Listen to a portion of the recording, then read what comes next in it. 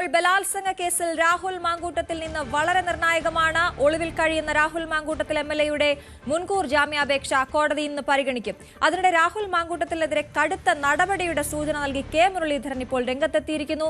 രാഹുലിനെതിരെ ഇന്ന് തന്നെ പാർട്ടി നടപടി ഉണ്ടാകുമെന്നാണ് സൂചന. വിവരങ്ങളുമായി ഡാൻ കുര്യൻ ചേരുന്നു. Dan, good morning. രാവിലെ തന്നെ മുരളീധരൻ രംഗത്തെത്തിയിരിക്കുന്നു. രാഹുലിനെ സംബന്ധിച്ച് കേസിൽ നിന്ന് നിർണായകമായ ദിവസമാണ്. അതേസമയം പാർട്ടിയുടെ ഭാഗത്തു നിന്നൊരു തീരുമാനം ഇന്ന് തന്നെ ഉണ്ടാകുമെന്ന് അറിയുന്നു. രാഹുൽ പാർട്ടിക്കകത്താണോ പുറത്താണോ എന്ന കാര്യത്തിൽ ഇന്ന് തീരുമാനമുണ്ടാകും.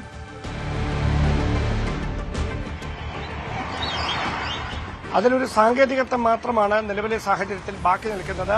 ഏതാണ്ട് നേതൃതലത്തിൽ ഇന്നലെ തന്നെ ഈ വിഷയത്തിൽ എന്ത് തീരുമാനത്തിലേക്ക് പോകണമെന്ന കാര്യത്തിൽ ഒരു തീരുമാനത്തിലെത്തിയിരുന്നു. മാത്രമല്ല, ഈ കഴിഞ്ഞ ദിവസം ഉയർന്നു വന്ന പരാതി രാഹുൽ ഗാന്ധിക്കും പ്രിയങ്ക ഗാന്ധിക്കും അടക്കം അവർക്കടക്കമാണ് ലഭിച്ചിരിക്കുന്നത്. ആ സന്ദേശങ്ങൾ വിശദമായി ഹൈക്കമാൻഡ് നേതൃത്വം പരിശോധിച്ചതിനു ശേഷം ഹൈക്കമാൻഡ് നൽകുന്ന നിർദ്ദേശത്തിന്റെ അടിസ്ഥാനത്തിൽ തുടർ നീക്കങ്ങളിലേക്ക് കടന്നാൽ മതിയെന്നൊരു തീരുമാനത്തിലായിരുന്നു KPCC നേതൃത്വം. പക്ഷേ തദ്ദേശ തെരഞ്ഞെടുപ്പ് പടിവാതിക്കൽ എത്തി നിൽക്കുന്നതിനിടയിൽ ഇങ്ങനെയൊരു പരാതി വരികയും അതിൽ സംസ്ഥാന പോലീസ് മേധാവിക്ക് പരാതി കൈമാറിയതിനു ശേഷം പരാതി കൈമാറിയിട്ടുള്ളതിനാൽ മറ്റ് നടപടികളിലേക്ക് പോകേണ്ടെന്നൊരു നിലപാട് സംസ്ഥാന നേതൃത്വം കൈക്കൊള്ളുകയും ചെയ്താൽ അത് വലിയ തരത്തിൽ ആശയക്കുഴപ്പമുണ്ടാക്കുകയും രാഷ്ട്രീയ എതിരാളികൾ അത് പ്രചാരണായുധമാക്കി കോൺഗ്രസിനെതിരെ ഉപയോഗിക്കുകയും ചെയ്യുന്ന ഒരു വിലയിരുത്തലിലേക്ക് പ്രതിപക്ഷ നേതാവ് VD സതീശനും കെ മുരളീധരനും അതോടൊപ്പം തന്നെ രാജ്മോഹൻ ഉണ്ണിത്താൻ ഉൾപ്പെടെയുള്ള അതായത് രാഹുലിന്റെ നിലപാടിനെതിരെ ശക്തമായി രംഗത്തെത്തിയ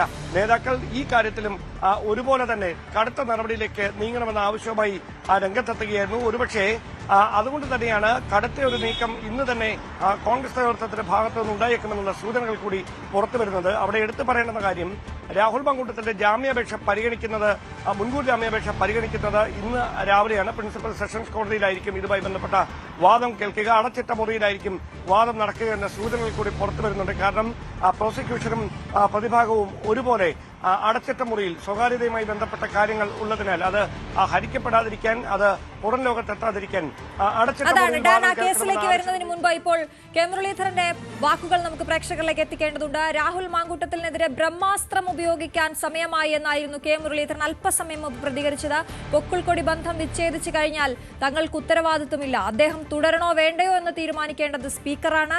പാർട്ടി ഏൽപ്പിച്ച കാര്യം ചെയ്യാത്തയാൾ പാർട്ടിക്ക് പുറത്താണ് എന്ന് ഉറച്ചു പറഞ്ഞിരിക്കുകയാണ് കെ മുരളീധരൻ. പാർട്ടി ഏൽപ്പിച്ചത് ജനങ്ങൾക്ക് വേണ്ടി പ്രവർത്തിക്കാനാണെന്നും അല്ലാതെ മതിൽ ചാടാനല്ല എന്നും പറഞ്ഞിരിക്കുന്നു. പുകഞ്ഞ കൊള്ളി പുറത്ത്, പുകഞ്ഞ കൊള്ളിയോട് സ്നേഹമുള്ളവർക്കും പുറത്തു പോകാമെന്നും കെ മുരളീധരൻ പറഞ്ഞിരിക്കുകയാണ്.